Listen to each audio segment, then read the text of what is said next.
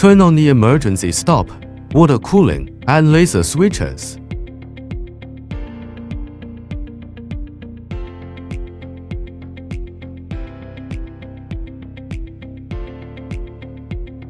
Plug the external network cable into the laser. Connect the network cable and software USB flash drive to the computer. Install the test software on the USB flash drive on the computer.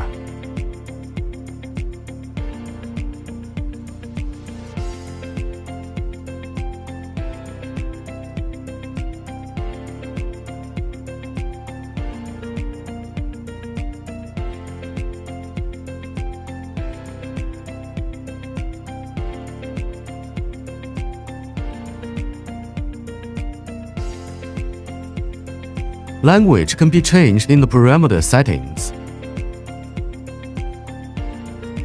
Log in to view the device test information.